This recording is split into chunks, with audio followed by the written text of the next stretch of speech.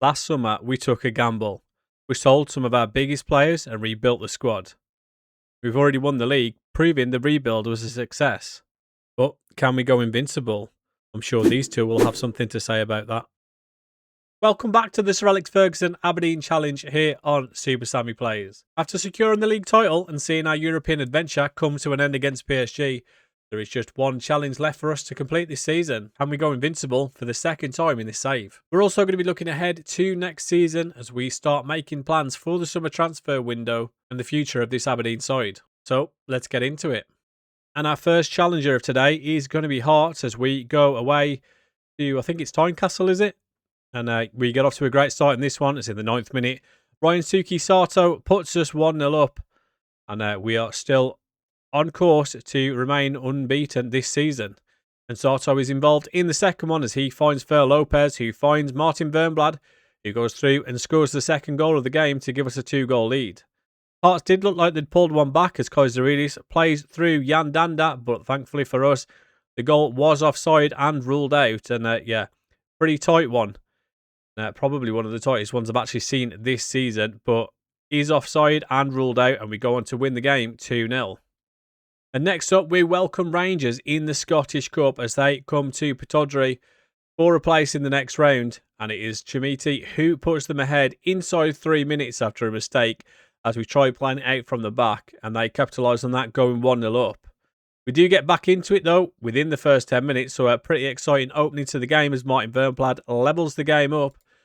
We go looking to complete the turnaround in the 12th minute with Josh Doig, but he gets tackled by Mafio, who spreads it out to the left, and Denner heads it forward to Milojevic, who hits the ball on the half volley straight over the top of the defence of Chimiti, an absolute wonder pass, which he says thank you and takes the opportunity, putting Rangers 2-1 up.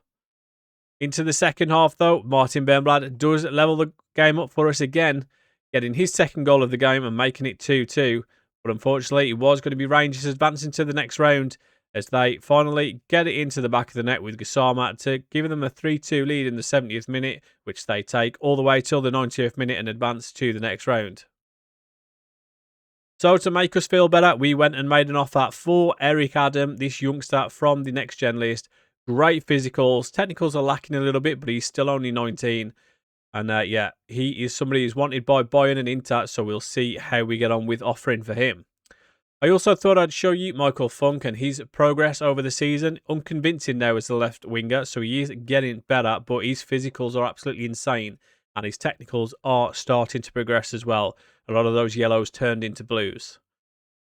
Another one that's probably not quite progressed as much as we would have liked is Jacob Hajek, and it's probably down to the fact that he just hasn't played for the first team. He is available for the under-19, so that is where he's getting his football, but we'll maybe have to look at trying to get him some more first-team football next season with a loan to try and help him progress to the next stage. And after we just played against Rangers in the Cup, we're now going to be playing against them in the league as we go to Ibrox for this one. And after a pretty quiet first half, we open the second pretty well as Sato gets brought down by Denner to win us a penalty. And that man who won the penalty steps up and sends the goalkeeper the wrong way to give us a 1-goal lead. But just like in the first game, is goals galore as Milojevic finds Asgard and he does what he's been doing against us for years now and scoring to level the game back up for Rangers. And then Sam Dick gets onto the end of that ball from Suzuki to give Rangers a 2-1 lead and end our dream of our second invincible season, as that is the first time we have actually lost this season and the second time we've lost to Rangers in this week. But some good news, that signing for Eric Adam is looking to have gone through for 4.8 million, and we have also got Carlos Alexander back from his leave of absence, and he's no longer concerned about feeling homesick, which is pretty good to see, so hopefully he can kick on now. We then played St Mirren away from home, looking to get back to winning ways after our first defeat this season. And we go close pretty early on as Jimenez finds it back to Hernandez, and the man just back from injury, having his effort saved and tipped around the post. In the 66th minute though, St Mirren go on the attack with Idawu, and he pulls it back to McAvoy, who fires a cross goal into the bottom corner to give St Mirren a 1-goal lead, which is then doubled by Lorenzo Guidi in the 82nd minute. We actually lost 2 games back to back, so we are completely threw it away within this 1 week. And on the back of 2 losses, the last thing you want is to be playing against Celtic, who are our biggest test domestically. But we get off to a great start in this one as Ryosuke Sato pulling it back to Fer Lopez, who fires across goal into the bottom corner. Great strike from him to give us a 1-goal lead. Celtic did have a chance from this corner, heading just over the bar, and then Diaby shooting over from this free kick, which was pretty ambitious to say the least. But in the 34th minute, Sato pulling it back for Fer Lopez for his 2nd goal of the game to give us a 2-goal lead. Kolpani then getting down the right in the second half, crossing to the far post. It gets cleared, sent back in, and Abdel Karim really should have done better there as he heads against the post. Celtic go looking for a way back into the game, and the free kick is cleared. And Fer Lopez doing what he's done for the whole game as he causes chaos, getting down the right, plays a wonderful ball over the top, finding Mohamed Meite, and he goes through and makes it 3-0. And pretty surprising considering we've just lost our last 2 matches. So to turn up like this was pretty impressive. I thought this was quite funny. The referee running the entire length of the half just to go and check this one for VAR, and it was given as a penalty with Engels firing it into the bottom corner to make it 3-1. But we do go on to win the game pretty comfortably in the end with a 3-1 victory over Celtic. We have also offered a couple of new contracts out with Prenk Palage. He's signed a new 5-year deal. Want to obviously keep our best youngsters at the club, and also Hernandez as well, has also signed a 5-year contract. A couple of downwards arrow, but he's just because he has just come back from an injury. So hopefully they will be getting back to positive developments pretty soon. Next up, we go away to Tannadice in this one and playing Dundee United. And we get off to an absolute flyer in this one. Mitchell Frame getting free down the left, firing it across the box. And Mohamed Meite adds another goal for the season to give us a 1-goal lead. We added a second in the 18th as the shot coming in from the edge of the box from Moussa Diaby after a poor clearance from a corner to make it 2-0. And Dundee United showing signs of life eventually in the 23rd minute in this one as Ferry gets down the left, crossing to the far post, and a good header there from Jamie Robinson to make it 2-1 and look like they were trying to find a way back into the game, which we quickly put to bed as Mohamed Meite gets his 2nd goal of the game in the 25th minute to make it 3-1. Urena then playing the free kick short, which eventually comes to Sato after a little 1-2 with Fer Lopez, and he fires into the near post to make it 4-1. And another consolation in the 68th minute as Maggio gets free down the right, going past the fullback and pulling it across into James McLeish in the middle for that 2nd goal of the game, and another consolation, like I said, as we go on to win 4-2. And then finally on to our final game of the season as we welcome Hearts to Pittodrie. And we get off to a great start again in this one, but even quicker as inside 20 seconds, Sato just goes through everyone and smashes it into the back of the net to give us a 1-goal lead.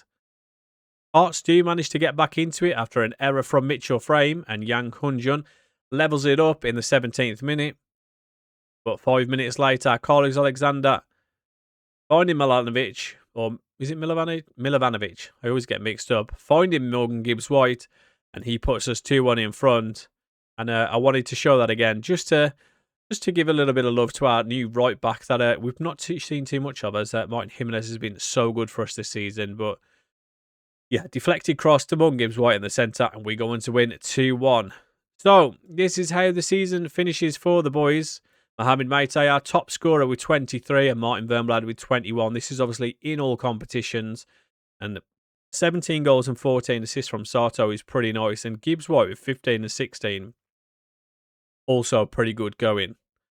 Morgan Gibbs-White, the top assister, with Jimenez 2nd with 15. And then Sato was actually our top average rating, which kind of surprised me because I expected it to be Jimenez, because every time we looked at the league stats, he was always at the top of it, as you can see right here, as he won the highest rating by anyone in the league by quite a distance, I would say, in a 0.09.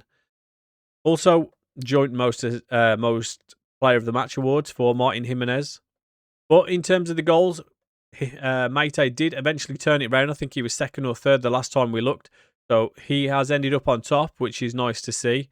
And then in terms of assists, how have we fared in that one? Morgan Gibbs-White. I'm pretty sure the last time we looked, Jimenez was on 11 and joint 1st. And now Morgan Gibbs-White has won it, and Jimenez hasn't got another one since then. So pretty good to see. Gibbs White, certainly the second half of the season was absolutely unreal for us. So, yeah, maybe I should have took note and played him a little bit more earlier on. But Fer Lopez, to be fair to him, has also had a very good season. Also, a nice little bit of news here as the Aberdeen board are planning to build a new stadium. And hopefully we can see that pretty soon. As you know, these sort of things can either happen really quickly or take an absolute age to happen. So we'll see what happens there, and I will keep you posted with anything that does happen. Iraola winning the Football Writers Manager of the Year felt a bit of a surprise, considering that we'd absolutely dominated the league. But for our commercial summary this season, Diaby, top shirt seller again, but some big increases there in the broadcast revenue with a plus 60% and plus 30% in the competition prize money. So that is pretty good to see. We need to obviously keep improving on that, so we will eventually get some sort of decent transfer budget from the board. But into individual awards, and Jimenez has won the Players Player of the Year, which is pretty unsurprising. And like we just mentioned, Meite does get the top goal scorer award. I wasn't expecting this, to be fair, as Prank Pelage wins the Young Player and the Football Writers Young Player Award of the Year. So pretty good to see him progressing. And we did win the actual Manager of the season, so I'm not sure why the writers didn't fancy me, but it is what it is. In terms of the Player of the Year, I found this one quite funny, considering Sato isn't in there. We do get Meite, Vernblad, Diaby, Gibbs White, Jimenez, Silva and Charles in there.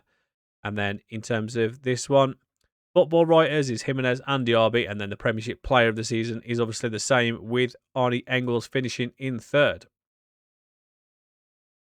Fulham have offered us 1 million for Litherland, who you might remember in January we were trying to get rid of as he wanted to go and get first team football. So we'll see if that one goes through.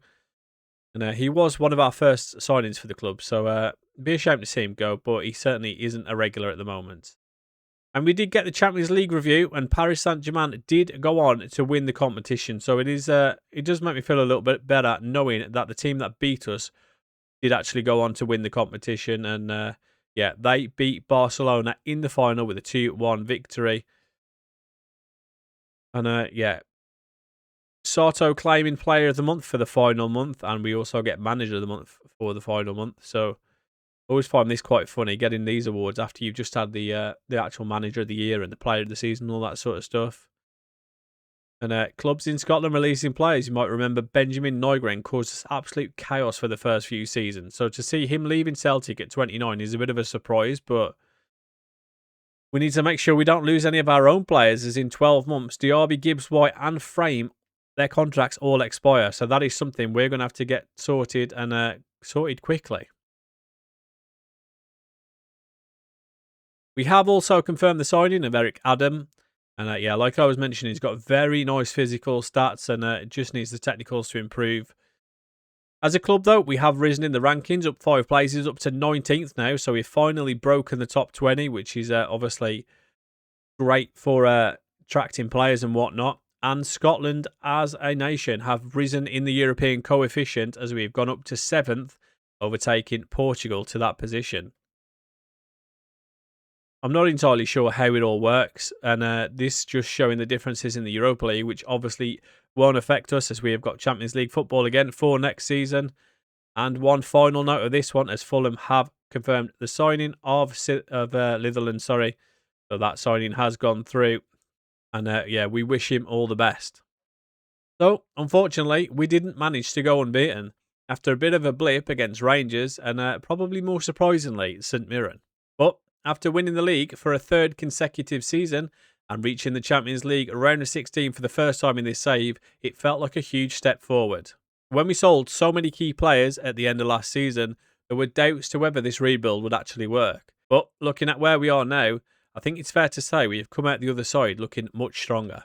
We're still not where we want to be, and the goal remains the same, to win the Champions League. For the first time, it genuinely feels like we're building a team capable of getting there. But that is going to do it for this season.